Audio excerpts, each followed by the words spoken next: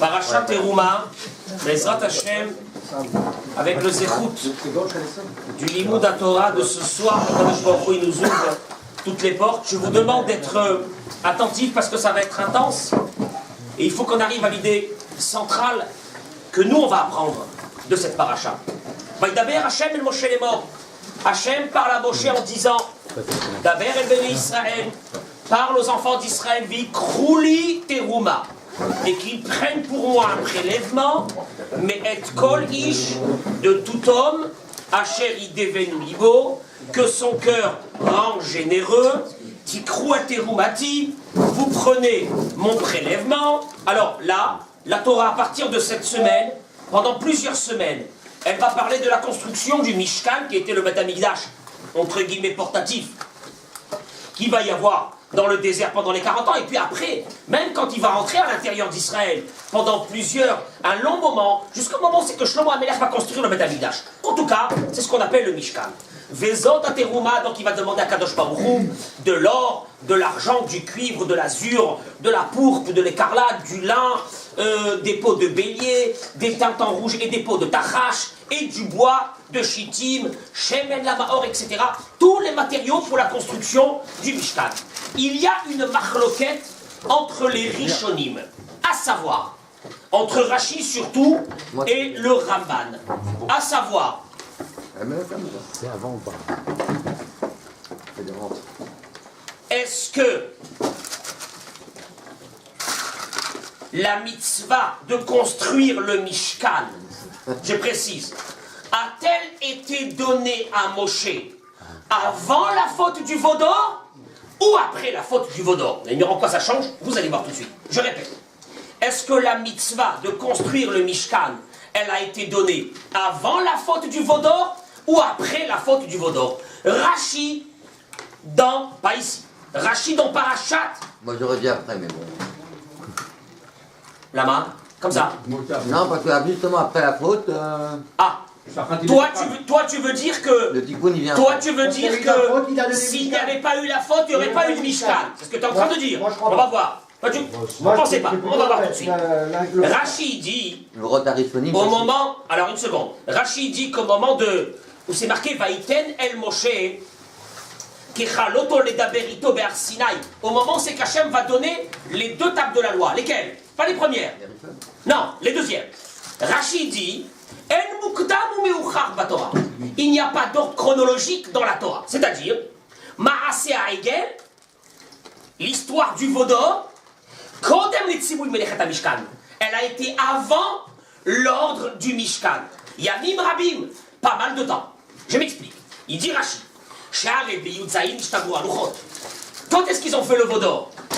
Quand est-ce qu'ils ont fait le veau d'or? Le 17, Tammuz. On est d'accord. Et là, Moshe Rabbeinu descend et casse les tables de la loi. On est bien d'accord. Il continue, Rashi, il dit Moshe Rabbeinu est remonté. Est remonté chez Hachem. Il va demander le pardon. Il va recevoir le pardon quand? Le jour de Kippour. Il redescend avec le pardon d'Akadosh Baruch Hu. Et là, Itrilou Nitvat Mishkan Vehukam Be'echad Benissan. Là a commencé l'offrande pour le Mishkan et il va être érigé au mois de Nissan. En deux mots, Rashi te dit une chose. Il y a eu, par l'ordre chronologique, c'était comme ça. D'abord, le 17 Tammuz, il y a eu la faute du veau d'or. Moshe Rabbeinu monte. En tout va se passer combien? 80 jours. Encore 40 et 40, 80. 80 jours. Et le jour de Kippour, Moshe redescend avec le pardon. Et là, l'ordre de construire le Mishkan a été donné. D'où Rashi trouve ça? Il a inventé, d'où il trouve ça, Rashi? Le Midrash Tanchuma, dans Parashat Teruma Otret, il dit la chose suivante. Sur Internet, il est trouvé. Amar Rabbi Yehuda Rabbi Shalom. Il dit Rabbi Yehuda. En mukdam ou meuchar batorah. Il n'y a pas d'ordre chronologique dans la Torah, comme il a dit Rashi. Ve'ata motse, il dit le Midrash. Et tu trouves. Shebeyom HaKippurim nitkaper lahem. Le jour de Kippour, il aura été pardonné. Ou bo bayom. Voilà la thèse de Rashi. Elle est appuyée par ce Midrash Tanchuma. Que quoi? Le jour même de Kippour, nitkaper lahem ou bo bayom. Et ce jour-là, Akadosh Baruch Hu a dit Ve'asuli mikdash ve'shachantim betocham. Ben voilà. Je répète. Ouais. Hachem pardonne au béni Israël le jour de Kippour. L'histoire du veau d'or a été faite 2 mois et demi avant. Dieu il vient et il dit le jour de Kippour à Moshe, vous allez me construire le Mishkan. Pourquoi? Ça veut dire que d'après ce Midrash, l'ordre de construire le Mishkan n'était pas un ordre du départ. Ça a été parce que la conjoncture a fait que il fallait le faire. Et il continue le Midrash et il dit la chose suivante, pourquoi Dieu il dit à Moshe Rabbeinu pour que toutes les nations sachent que je leur ai pardonné la faute du veau d'or. C'est un signe. Et alors, ou les Karnikra Mishkan Haïdut. Et c'est pour cela que ça s'appelle le Mishkan de témoignage. Quel témoignage? Témoignage auprès des nations, auprès des nations, que quoi? Témoignage auprès des nations que je leur ai pardonné. Comment? Je te demande de construire un Mishkan, et moi je vais y résider dans ce Mishkan, et du fait que les nations verront que j'y réside avec les bénis d'Israël, ça sera la preuve que quoi? Que je leur ai pardonné. Très bien. Amor, il termine, il dit, il y a Kadosh Baruch Hu, il a dit, il y a Vosarav Sheba Mishkan, que vienne l'or qu'il y a dans le Mishkan, et qui pardonne l'or du veau d'or, ou les Karmit Kaprin. Alors voilà, bon, le Midrash en tout cas il termine, et ça c'est une chose très claire chez Rashi. Que quoi? Que d'abord il y a eu la faute du veau d'or, et après la faute du veau d'or, il y a eu l'ordre qui est sorti de la Kadosh Baruch Hu. Maintenant qu'ils ont fait le veau d'or, qu'est-ce qu'il y a? Alors quel est le problème? Quel est le problème maintenant qu'ils ont fait le veau d'or? Pourquoi ça reste pas comme avant? Qu'est-ce qu'il y a? Parce que Dieu dit, il faut que je réside parmi eux. Et alors, qu'est-ce qu'il y a? Regardez qu'est-ce qu'il dit le Sforno. Le Sforno appuie la thèse de Rashi. Comment? Il dit le Sforno, dans Perek Café, il dit, il m'a l'air assis à Taïgel. S'il n'y avait pas eu le veau d'or, alors lui, il est cash. S'il n'y avait pas eu le veau d'or, on n'aurait pas eu besoin de Mishkan. Pourquoi? Parce que tout le Mishkan est venu à cause de la faute du veau d'or. Il m'a lechet Haegel. S'il n'y avait pas le veau d'or, Haya Kadosh Baruch Hu Mashchet Shchinato Akol Adam ve Adam. S'il n'y avait pas eu le veau d'or, Bruno, eh bien on serait resté dans la Madrega de Mahamad Har Sinai. Et de ce fait, chaque personne aurait eu en lui la Shrina d'Akadosh Baruch Hu. Maintenant qu'il y a eu le veau d'or, qu'est-ce qui se passe? Je ne peux plus résider sur vous-même et sur moi, mais comme je veux montrer aux nations que quand même je vous ai pardonné et je veux rester avec vous, eh bien, on va construire maintenant. Donc en fin de compte, on va construire un Mishkan et je vais résider dans ce Mishkan. En fin de compte, Amos, le Mishkan, s'il n'y avait pas eu le veau d'or, le Mishkan n'aurait pas eu lieu d'être. Ridouche Hatsum du Rashi. Vient le Ramban, il dit pas du tout. Regardez qu'est-ce qu'il dit le Ramban. Le Ramban il dit est-ce qu'on est plus bénéficiaires nous aujourd'hui comment il peut en tant avoir que juifs? Est-ce qu'on est plus bénéficiaires? certainement non, Amos, certainement non. Ben non. Certainement non, mais certainement non. Amos. Shachanti Betocham, mais pas sur chacun de nous. Betocham, c'est dans tout le béni d'Israël, mais pas sur chacun de nous. Je sais pas, mais que les rabbinim ils expliquent que Betocham ça veut dire parmi eux. Et parmi eux, c'est pas dans les Mishkas, c'est dans chacun d'eux. Nahon, Amos, dans ce cas-là, tu aurais dû faire ta prière chez toi à la maison seule. Il n'y a pas besoin de minyan. La Shrina, elle vient quand il y a tout le monde. Effectivement. Effectivement. Mais ça déclare. Il dit le Ramban, la chose suivante. Il dit le Ramban, Simon, il dit le Ramban la chose suivante. Vesod ha-mishkan hu. Et le secret du Mishkan, Baruch Haba, il est. Et à la construction du Mishkan, elle est pourquoi, il te dit le Ramban. She'yeh ha-kavod asher shachan al Har Sinai, shochen alav benista. Le Ramban, il dit pas du tout. Dieu a voulu que la présence divine qui avait de façon, Baruch Haba, asseyez-vous, de façon visible, l'ordre qui avait, pardon, la présence d'Hachem qui avait de façon visible pendant le moment de Har Sinai, Akadosh Baruch Hu veut que cette présence, maintenant, elle ne peut pas être visible tout le temps, eh bien, elle va être dans le peuple d'Israël, mais elle va être cachée. Très bien. Et alors, il dit le Ramban la chose suivante.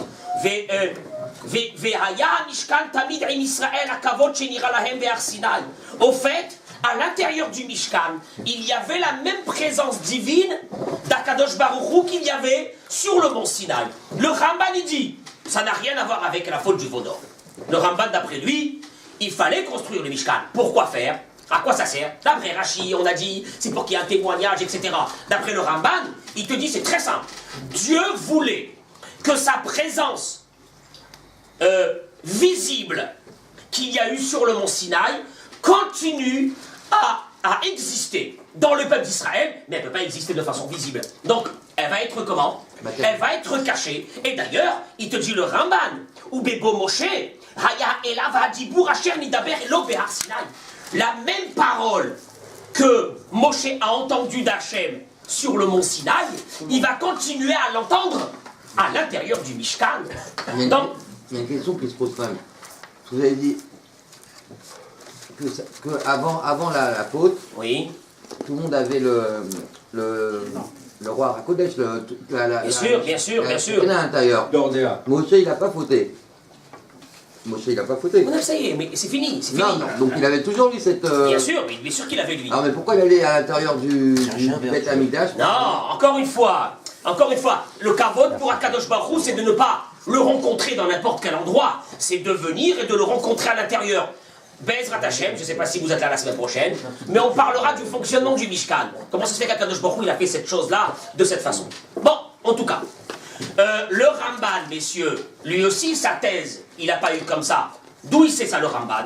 Eh bien, le Ramban, il a dans un Midrash, Tana de Be'eliyahu Rabbah, Perek Yudzaïn, il dit le Midrash, Vekivan shikiblu Israël matrut shamaim besimcha, puisque les béné Israël ont accepté le joug de Dieu avec joie, et ils ont dit, Kol asher diber Hashem naaseh venishma, Mia, tout de suite, Amar Akadosh Baruch Hu le Moshe, Dieu a dit à Moshe, Daber el béné Israël, veikrouli teruma, les premiers pasouks de la paracha de cette semaine. Hachem a dit à Moshe, vu que les béné Israël ont accepté avec joie ma présence, mes mitzvot, ma Torah, tout de suite, Daber el béné Israël. En tout cas, il y a une grande marloquette, une grande discussion entre le Rashi et le Ramban. Est-ce que la mitzvah de construire le Mishkan, elle est venue avant la faute du Vaudor, comme il dit le Ramban, ou bien après la faute du Vaudor? À cause du Vaudor, pas avant ou après.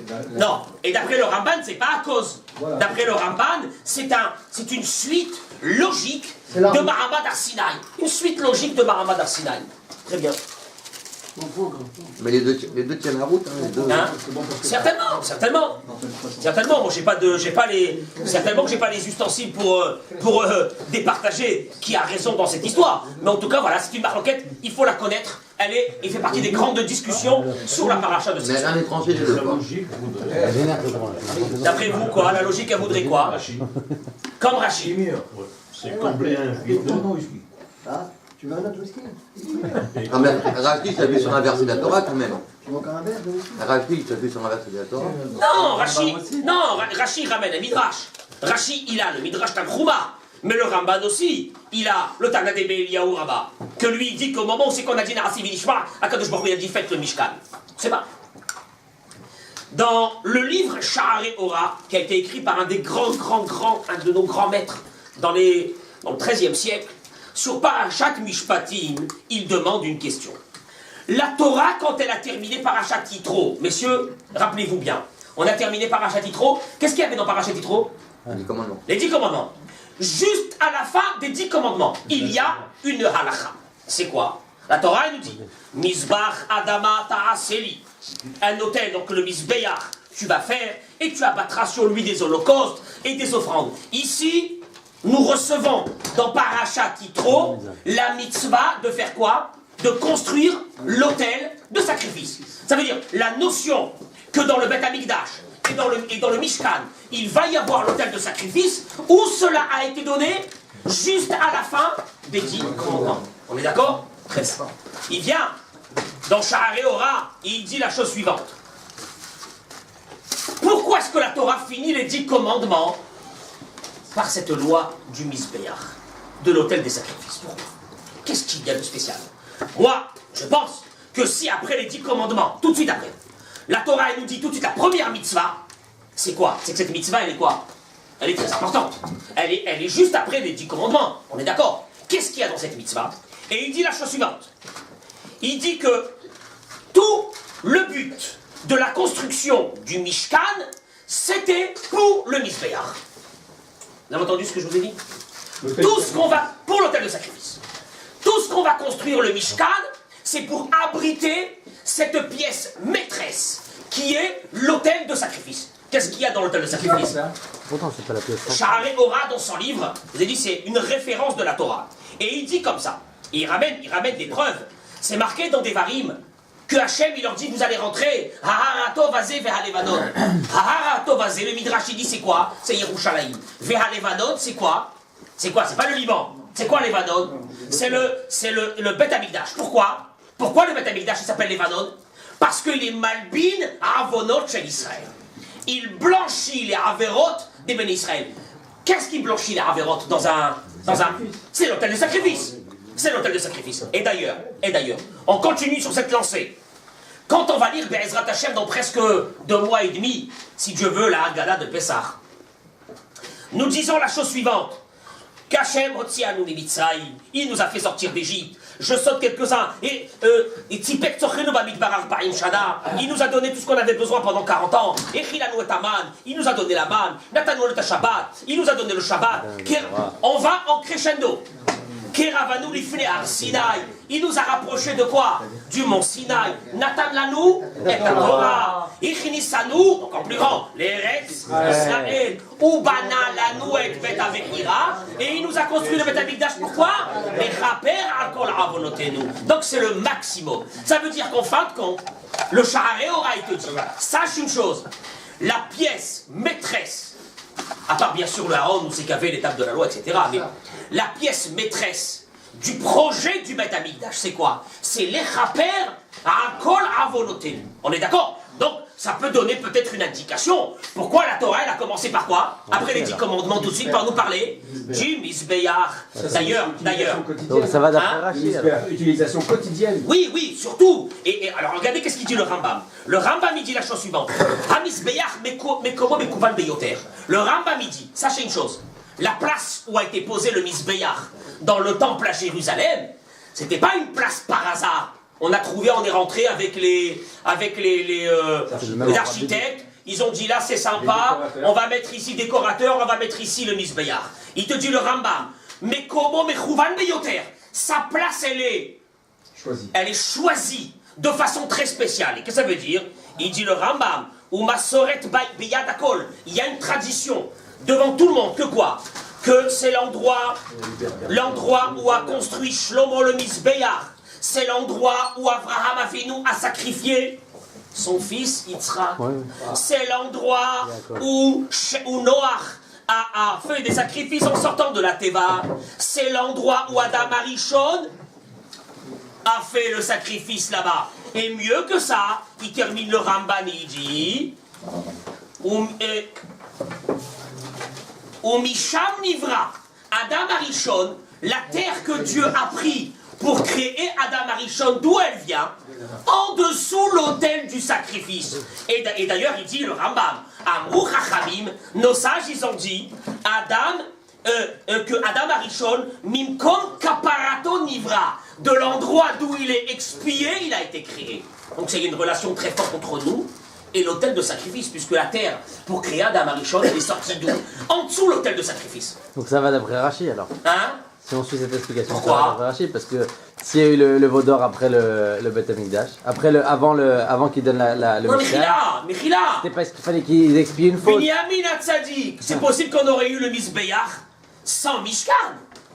Non, oui, mais pourquoi? Alors quelle faute on expie? Sans Mishkan. Non. Mais qu'ils aient fauté, pourquoi? Non.